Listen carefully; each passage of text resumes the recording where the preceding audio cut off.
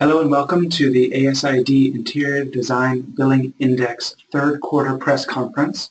We are coming to you from the ASID headquarters in Washington, D.C., and my name is David Krantz. I'm joined today by Dr. Jack Kleinhans, the economist for ASID, and we will be presenting on the results of our billing index, which tracks the economic performance of the interior design sector through a survey we send out every month, and we track those results to see how the sector is performing month by month and quarter by quarter.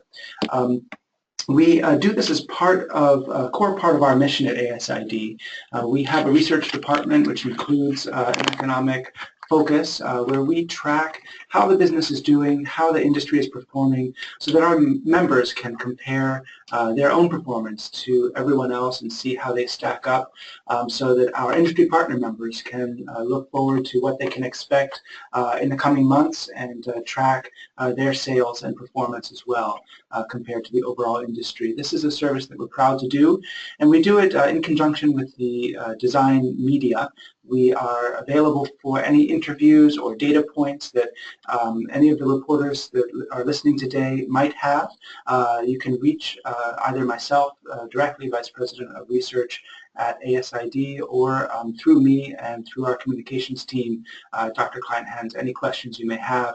We are sensitive not only to information in this report, but other reporting that you may want to do on the industry, on its performance. We have access to a wide range of experts, certainly economic experts, but others as well. So please consider ASID as a resource for you when you do your reporting. To get us started off, just a quick introduction about the panelists. Again, myself, Vice President of Research and Knowledge Management here, and I'm joined by Dr. Jack Kleinhans, who's the Principal and Chief Economist at Kleinhans & Associates. We've been doing this index now for about 3 years and have a good amount of data to report on. So it's given us a nice picture of what's happening. And on this third quarter, I'm going to pass it off to Dr. Kleinhans to just get us started and learn about what's been going on. Well, thanks, David. I'm happy to join you today. I think in a nutshell, we could probably say that the third quarter results from our survey showed that there was a continued positive momentum for the design industry. The business conditions seem to be in support of expansion in terms of the industry overall. If we look at the first slide, you'll notice the dark blue line, which is the IDBI's index for a 3-month moving average. It's very prominent there in the graph, but notice the dash blue line, which is the monthly data. The September data showed an increase up from its previous quarter and suggests that panelists have been seeing a positive trend in their billing. Also note that both lines were showing some kind of backsliding throughout the summer months. My contention is that that's probably a reflection of the overall economy. The first half of the year was very weak GDP, and we're seeing some pickup as recently reported as the third quarter GDP numbers have shown a much stronger third quarter than we saw in the first half of 2016. As we look at down the road in terms of possible projects, our panelists are asked to report on inquiries, and as shown in this graph, you can see also that inquiries have had shown to be a fairly continued or fairly steady level, which is certainly a good indication for future months to come. I think that's also an indication that overall the industry seems to be fairly optimistic about the near term. We'll go to the next slide, and this reports how our panelists by size reported out their revenues, their billings for the months, you can see that all sizes are reporting a positive, that'd be greater than 50, which means that they're all recognizing some expansion has occurred in September, although there was a fall off in the summer months for the mid-size firms. That's the 10 to 24 employee firms. The next slide shows how our panelists report by region, and design firms in the South, Midwest, and the Northeast ended the quarter on good footing. The firms in the South registered a third quarter score of 60, which is a very strong and positive index.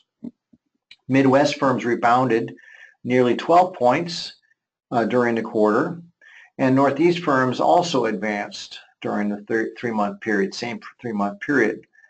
Now you can also see in this graph that design firms in the West reported declining billings in the third quarter and dropped actually about 14 points.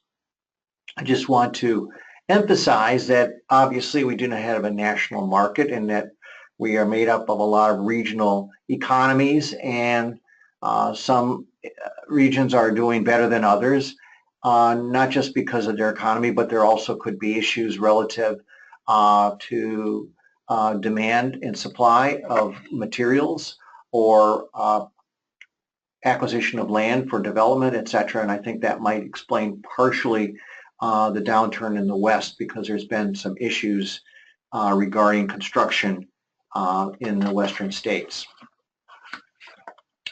Our final graph that I'd like to talk about today really suggests that stronger business conditions can be expected.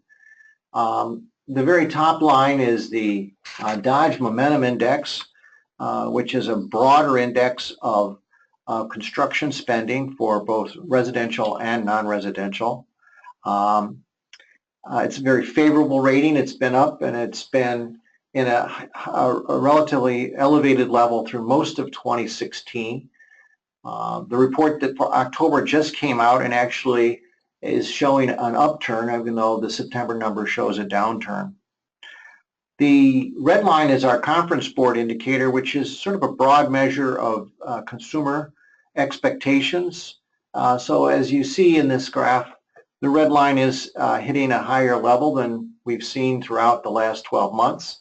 Also, I think a strong indication that the industry should have a benefit as we go out over the next few months. And then finally, the ASID panelists have been asked what their outlook is for the next 6 months, and their score of 59 for September is higher than the 57 score for June. There's a consistency of scores above 50 going back over 12 months, which ultimately, I guess, bodes well for the industry as we start to look into the rest of 2016 and going into 2017. Well, thank you, Jack. Now I'd like to turn to our bonus questions. You know, we take advantage of surveying our members for their economic performance data, and we use those surveys to also ask some questions that we think are interesting and topical to the day's news or to the performance of the industry. And this is a question that I'm excited to have asked. It's the question about lead times, and I'm excited because we're hearing from our members that lead times are really important to them. It's an important part of their business and how they relate to their suppliers and how they relate to their clients. So we asked, actually, you know, how have they changed from one year to the next? In fact, how they performed compared to 1 year ago. And as you can see in this graph, about half of the respondents believe that lead times are longer, either somewhat or much longer. And about half say that they are either unchanged or somewhat shorter. I think it's actually relevant to point out that very few people are saying that lead times are any shorter. There's a consistent feeling that it's really either the same or longer. And this is an issue that I think the industry suppliers really ought to be paying careful attention to. We know that it's a balancing game between getting the lead times that the consumers want and also avoiding paying unnecessary fees and expenses and risk when it comes to holding inventory. And this is a dynamic that continues to play out in our sector. This says how things have changed over the last year. Now, on this next slide, you can see just how it affects the selection of products. We asked this question, how much does lead time affect product selection? And we've got everyone except for 11% of respondents saying that it has some impact, either moderate or a full 50% are saying it's either important or the most important factor in how they select, how interior designers select their the products that they're going to specify. So this is really saying, you know, this is an issue that designers care about. It's getting longer, and we're hearing that their clients aren't happy about it, and their clients are making some other choices based on this dynamic. And I'm going to switch now to some anecdotes. We gave our panelists a chance to comment on this question of lead times, and there are a few takeaways that I think are important for the media to be aware of and to report back out to the membership and to suppliers. Number one, you know, in the first quote we see that clients didn't mind waiting years ago for that special piece, but today they want their things yesterday. They want it very quickly. As in addition, the internet makes everything accessible to anybody and may be cutting designers right out of the loop. This is a sentiment that we heard repeated multiple times in the open comment section, and this is just one, you know, representation of that. And I've got more to say on that, but I wanted to point out that in bullet point number 2, that the clients really, they want their goods, they want their products quickly. When they put money down on them, they want them to arrive on time. We've heard some anecdotes that suppliers may be offering misleading lead time quotes, suggesting it'll take less time than they know it actually will. And this is, I think, a bad practice in the industry, and something that folks ought to be aware of is happening and try to avoid where it can be avoided. We've even heard designers say in the third bullet point, you know, straight out, I will not specify a product with a long lead time. So that puts suppliers in a bit of a quandary, right? How do you, if you know that the designers won't specify your product if you tell them it's going to take a long time, but you may also know that telling them it'll take a short time can lead to dissatisfaction and a feeling of being unfairly treated. So finally, we know that residential design is now, in the final bullet point, someone is saying that the residential design is a select and then wait business, and that this has been an increased lack of inventory, or there's been a lack of inventory since 2008. We've seen that play out since the Great Recession, and again, it's a challenge for our industry. How do we avoid sending clients to the big box retailers and to those who are keeping clients, who are keeping product on the shelf, although some of those products are fantastic, and it's an interesting play to keep designers relevant and keep their products in the homes and businesses of their clients. Now, I want to go to my last bonus question for the day, and that is we took advantage to ask folks if being an interior designer allows me to have a good work-life balance. And 40% agree that it does, 10% strongly agree, 18% are kind of neutral on the topic, 25% either disagree or strongly disagree. So we're seeing kind of a broad range. I think that you would probably find something similar in a wide range of industries. What's neat about the interior design sector, in my opinion, is that you can really make your career what you want it. If you work in a large firm in a big city, we have lots of evidence suggesting that that's a very stressful environment to be in, very competitive, and does not generally lead to a good work-life balance. Certainly among the emerging professionals, we've been doing a study of those young designers right out of college and in the first 10 years of experience at a large firm in a big city, and we have some interesting things to report there in publication you can find at asid.org called Career Plus. Take a look for it on the ASID stores. Lots of great info there. But then, on the other side of the coin, we know that we have lots of sole proprietors and people who are running their own business, and that does allow some flexibility. We've seen the small firms also stressful in terms of good work-life balance from about 2 to 9 employees, a bit less satisfied with their work-life balance than the sole proprietors. So interesting results there, and of course your own experience may vary, but it's neat to see. We have a wide variety of folks working in this industry with different lifestyles. And that concludes kind of the formal presentation of this third quarter press conference. But I did want to kick around a couple of open questions with Dr. Kleinhans, who's here with me today. And of course, what's on everybody's mind these days, and I'll put this slide up here if you've got questions, please contact Lori. But in the meantime, Jack, on everybody's mind is the election and what that may bring for our industry. What are your thoughts as to how the new president may affect the interior design business?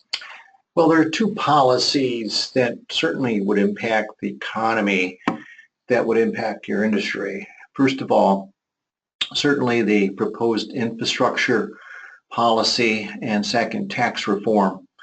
The infrastructure policy is in a very developmental form. It has to get through Congress as well as all these others. But I think the momentum, or I should say the impetus for change is out there, and it was accepted by, both parties were really in favor of it. To the extent that it would be a stimulus, we have not had much business investment in the last couple of years, which should help. If it's public spending on hospitals and schools, etc., that'll also provide opportunities for the design industry from a personal or from perhaps a retail standpoint. If tax reform goes forward over and above corporate tax reform, there could be some stimulus, more disposable personal income for individuals that could then decide to make home improvements, do other kinds of renovations, etc., in their home. So from that standpoint, those two policies would probably be net positive for the industry. Yeah, one of the things that has struck me in the conversations about infrastructure spending during the campaigns, we heard a lot about sewers, roads, and bridges, and those things don't affect our industry so much. But I think included in that conversation, sometimes explicitly, sometimes implicitly, was airports and train stations, which we know that there's a sector of our membership who focus on those spaces. And I think that there's going to be some careful attention paid to see how this infrastructure investment plays out with the new administration. Now, Jack, what about consumer confidence in general? We have heard a lot ahead of the election that there was some hesitancy, some uncertainty about how the election will play out. Now that we know the result, is that going to have an impact on how consumers, and I'm thinking sort of residential market, may now feel that they've got some certainty about what's happening and can invest or not? Well, there are a couple of surveys out there. First of all, the Consumer Confidence Index that is put out by the Conference Board. We won't see the details of that index until the end of the month. But the end of last month, the present conditions and the economic expectations, which we report out in one of our slides, took some hits, a drop, largely I think reflecting some uncertainty about the future related to the election. I think that subsequent to that survey, we have seen payrolls increase. It was a decent October for job growth based on the national statistics, and more importantly, wage growth increased on a year-over-year basis 2.6%. So that feeds into it. Now, the Consumer Sentiment Index, which is produced by the University of Michigan, actually just the other day, I think last week, released its mid-month report and actually already showed an increase. So I think the survey was taken right after or right around the time of the election. So overall, I would say that the consumer remains in a good place, and the indices are showing that they're remain at an elevated level, which certainly is, from my viewpoint, a good indication of the future as it relates to the industry.